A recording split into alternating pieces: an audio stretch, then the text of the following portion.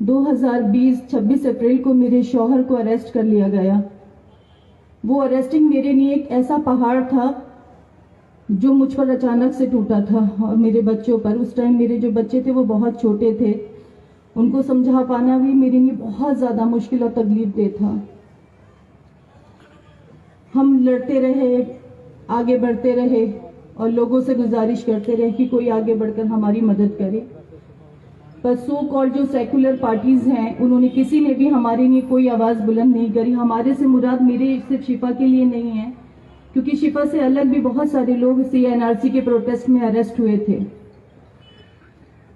शिफा और रहमान जब आजमी के प्रेसिडेंट थे तो उन्होंने एक स्कॉलरशिप स्टार्ट करी जामिया में और बच्चों की मदद की। तो मुझे ऐसा लगता था हर एक इंसान ऐसा क्यों नहीं हो सकता कि दूसरे की परेशानी को समझे, क्योंकि मैंने अपने भाइयों को भी और अपने शौहर को भी हमेशा ये देखा कि वो दूसरों की परेशानियों को, तकलीफों को समझते हैं, लेकिन सारी दुनिया एक सी नहीं होती, या शायद सबको दूसरों के दुख दिखाई नहीं देते।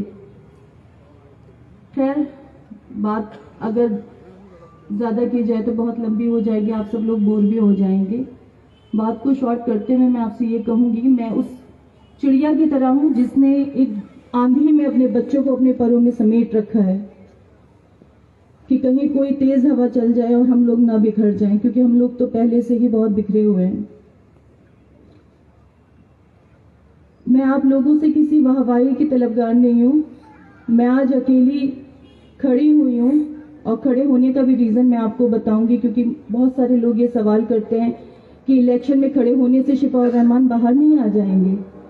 बिल्कुल सही बात है, इलेक्शन में खड़े होने से शिफा और रहमान बाहर नहीं आ जाएंगे, लेकिन कम से कम उन लोगों को पता तो चलेगा जो शिफा और रहमान को भूल चुके हैं, जिनको उनका नाम तक याद नहीं रहा, जो एक ट्वीट करने से डरते हैं और एक पोस्ट लगाने से डरते हैं।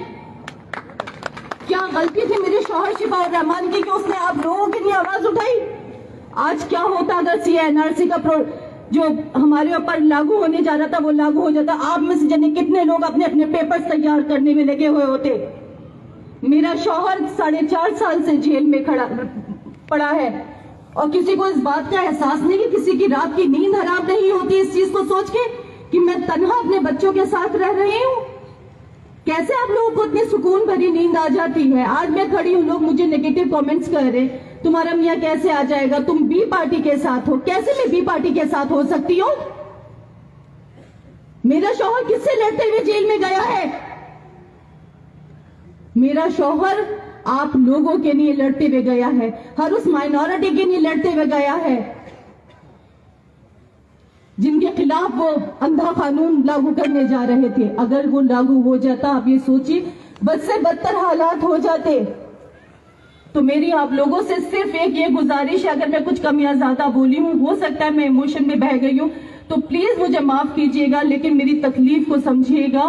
और प्लीज, मैं अपने बच्चों के साथ आज तन्हा खड़ी हूँ। मुझे आप जैसे हर इंसान की जरूरत है जो मेरे साथ एटलीस्ट खड़ा होकर मेरे लिए आवाज बुलंद करे और शिफा के लिए वोट करे, क्योंकि बिना आपके साथ के मैं बिल्कुल आगे नहीं बढ़ सकती हूँ। मैं लड़ती रहूंगी, मैं लड़ती रहूंगी अपनी आखिरी सांस तक, जब तक मैं शिफा को इंसाफ न दिला दूं और मैं ऐसा माहौल पैदा न कर दूं कि कोई और शिफा न बने और कोई नूरीन न बने। प्लीज आप लोग मेरे लिए, क्योंकि मैं बिल्कुल नॉन पॉलिटिकल लेडी हूँ, मेरा कोई ग्राउंड नहीं रहा है, पॉलिटिक्स से मेरा कोई वास्ता नहीं रहा, मैं एक हाउसवाइफ हूँ। मैं आज अगर यहाँ निकली हूँ तो प्लीज मेरे भाइयों, मेरी बहनों, मेरी इस मजबूरी को आप लोग समझो। इसको आप क्रिटिसाइज मत करो या फॉर ग्रांटेड मत लो उस चीज को कि हाँ खड़ी हुई है, कोई बात नहीं, लाखों लोग खड़े होते हैं, लेकिन आप मेरे पीछे की जो मजबूरी है उस चीज को प्लीज समझिए। मेरी उस मजबूरी को समझिए जिस चीज के लिए मैं यहाँ आज आपके सामने यहाँ खड़ी हुई हूँ।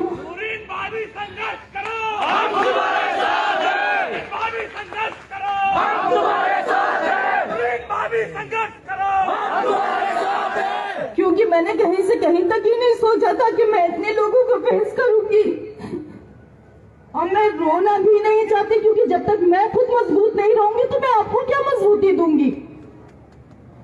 हम सबको मजबूत बनना है, बेखौफ होकर वोट करना है। आप प्लीज ये मत सोचिए कि हम लोग वोट काटने खड़े हुए हैं। हमारा सिर्फ एक वजह है खड़े होने की कि आप लोग याद रखें मेरे शौहर को। शिफाउर रहमान जिंदाबाद, शिफाउर रहमान जिंदाबाद।